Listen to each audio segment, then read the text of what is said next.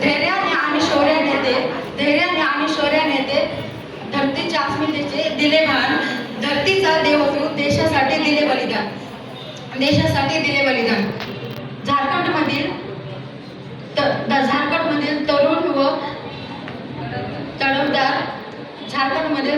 व तडफदार आपल्या जंगलाचे व समाजाच्या रक्षणासाठी बलिदान दिले, ते म्हणजे जननायक बिरसा मुंडा.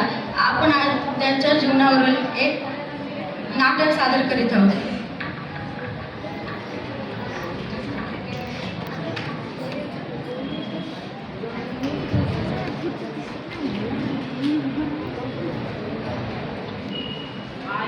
आपल्या जंगलामध्ये लोक राज करत आहेत व आपल्या मातीतून आपल्याला बाहेर काढत आहेत.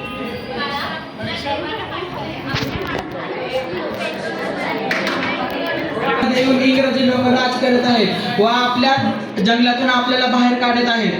बाळा, तुला लोकांनी पाठवलं आहे आपल्या लोकांसाठी. तू लोक एकत्र कर आणि त्यांना न्याय दे. हो आहे, तू म्हणतेस ते बरोबर आहे. हो बा. आता मी शांत नाही बसणार. आता मी क्रांती करणार. उलगुलान उलगुलान, अबो आदेश अबो आराज.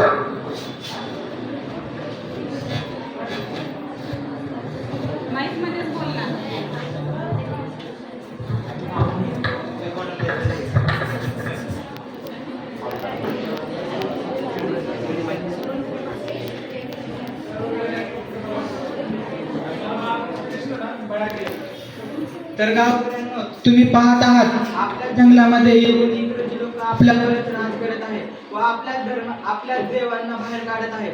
तर आता आपण शांत नाही बसायचं. आता आपण क्रांती करायची. उलगुलान उलगुलान, अबो आदेश अबो आराज. तुम्ही मला मदत कराल का? चला माझ्यासोबत.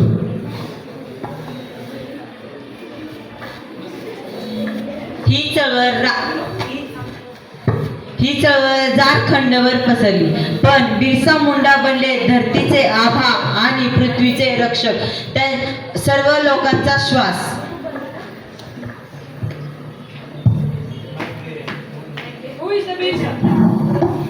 मी आहे बिरसा. काय झालंय का?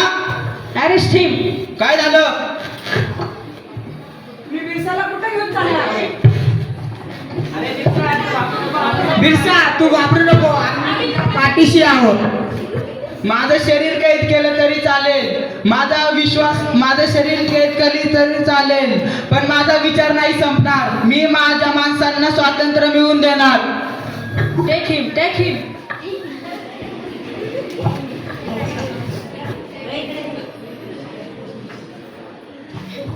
1900 साली बिरसा मुंडा तुरुंगात मरण पावले, पण आजही त्यांचा आवाज सर्व लोकांच्या मनात जिवंत आहे.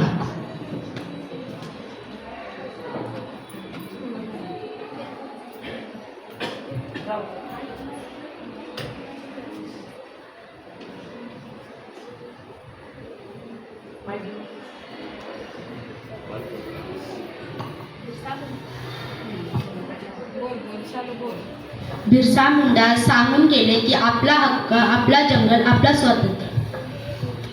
बिरसा मुंडा आज आपल्यामध्ये नाही, तरी त्यांचा संदेश आजही जिवंत आहे.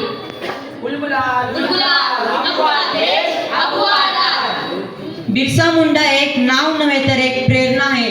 त्यांनी दाखवून दिले की जो आपल्या मातीचा सुगंध ओळखतो तोच खरा देशभक्ती असतो.